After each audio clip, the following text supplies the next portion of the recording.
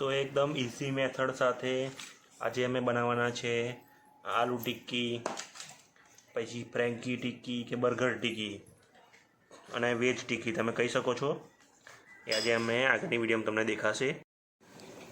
તો આજે તમને બતાવીશું વિડીયો અમે આલુ ટિક્કી કે બર્ગર ટિક્કી કે ફ્રેન્કી ટિક્કીની રેસીપી. એટલે પહેલાં લીધા છે આપણે બોઇલ બટાકા એને ક્રશ કરી લીધા છે.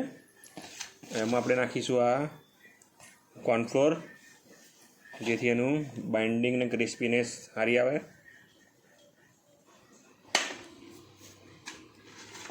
પછી આપણે લેવા નાખવાનો છે એમાં ઓરેગાનો અને ચીલી ફ્લેક્સ.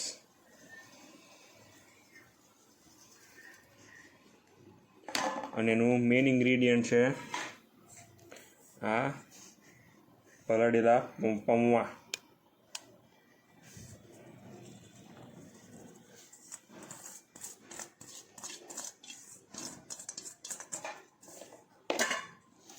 અને એના કલર સારો આવે એની માટે આપણે નાખીશું એમાં હળદર.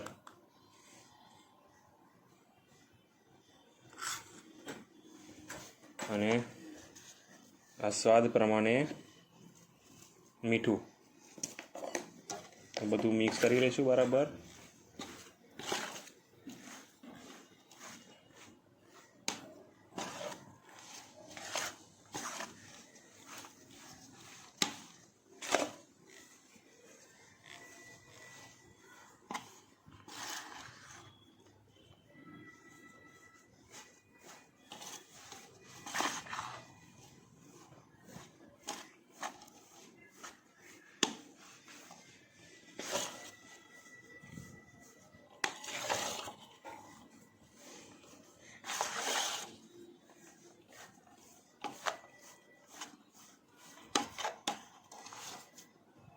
બોઇલ કરેલા વટાણા અને મકાઈ લીધા છે આપણે, એ પણ નાખી દઈશું આપણે.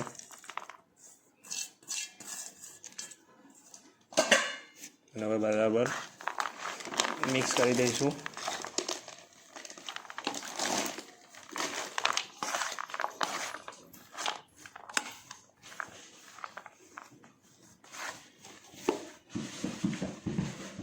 હવે રેડી થઈ ગયું છે આપણું મિક્સ થઈને. એટલે પહેલાં આપણે હવે ફોલ્ડ કરીશું. એની માટે લીધી છે અમે આ બંગડી છે. હવે થોડોક માવો લઈશું એની માપનો.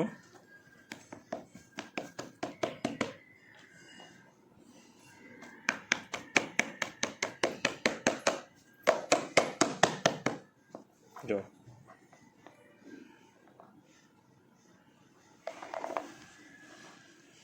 આ રીતના રેડી કરી દેવાની.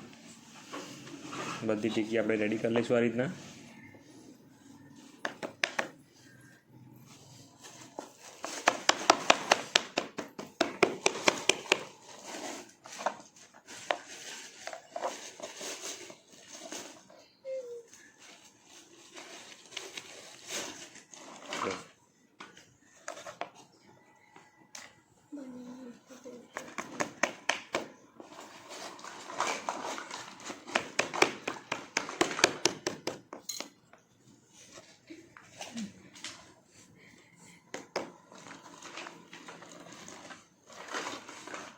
જો આ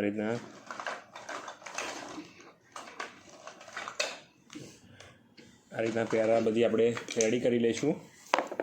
પછી આગળની વિડીયો તમને બતાવીએ. તો આપણે આ ટિક્કી ફ્રાય કરવા માટે મૂકી દીધી છે. અત્યારે છે હાઈ ફ્લેમ પર.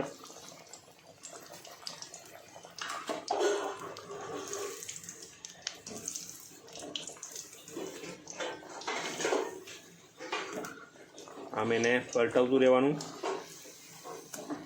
એટલે બે સાઈડથી બરાબર આપણે ટિક્કી ફ્રાય થઈ જાય. એકદમ સહેલી રીત છે. તમારે લગભગ 15 મિનિટમાં તમારે રેડી થઈ જશે. અને તમે હાફ ફ્રાય કરીને પણ રાખી શકો છો. જો આ ફૂલ ફ્રાય કરીને આપણે પહેલાં જે મૂકેલી કાઢી લીધી આપણે, એકદમ આમ ક્રિસ્પી બની ગયો.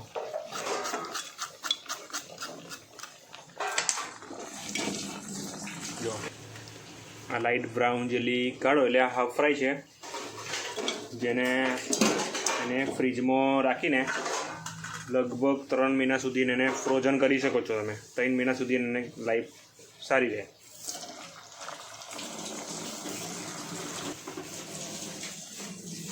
તો થેન્ક્સ ફોર વોચિંગ. અમારી વિડીયો ગમી હોય તો લાઈક કરજો, શેર કરજો અને વિડીયો ચેનલમાં નવા હો તો સબસ્ક્રાઈબ કરજો. Thanks for watching.